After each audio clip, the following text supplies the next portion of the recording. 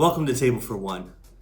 When I was growing up, I was a huge baseball card collector. I don't know what it was. It wasn't football cards or hockey cards or anything else. Baseball cards were the way to go. I would love getting new baseball cards. One of my favorite presents growing up would be just to kind of get these packs of cards and open them up and see which card I got, and to just kind of put them in, and I put them in the plastic sheets and made sure that they kind of stayed true and held their value. In fact, I would get those magazines that told you how much each card was worth, and I loved obviously certain players, and I wanted to get as many cards as they had. And one day when I was growing up, my dad told me that he had these rare Pete Rose rookie cards when he was growing up. He had several of them.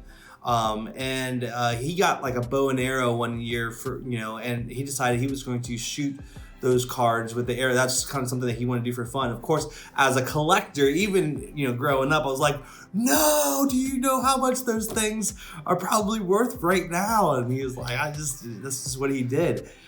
What's the most prized possession that you ever had?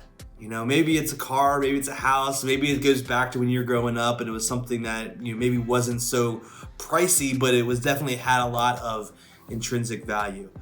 I believe the kingdom of God is something that eclipses all of that. In fact, we see Jesus talking about the kingdom of God in the book of Matthew, and he likens it to many things, but one of the things he likens it to is found in Matthew chapter 13, beginning in verse 44.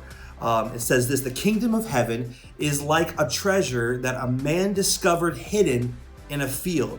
In his excitement, he hid it again and sold everything he owned to get enough money to buy the field. The kingdom of heaven was so valuable.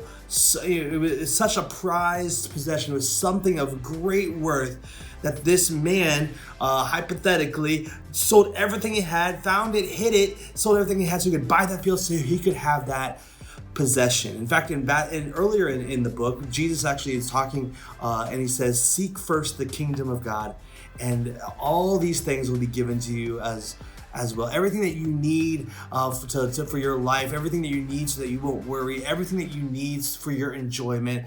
The kingdom of heaven is worth more than anything that you could comprehend or imagine right now today. What is your prized possession?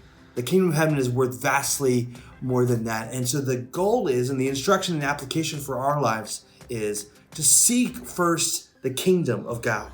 Seek first the kingdom of God, not worldly possessions, not earthly treasures, not all these things that are temporary in this life. But if we seek first his kingdom, it's going to be like we found the greatest treasure of all time.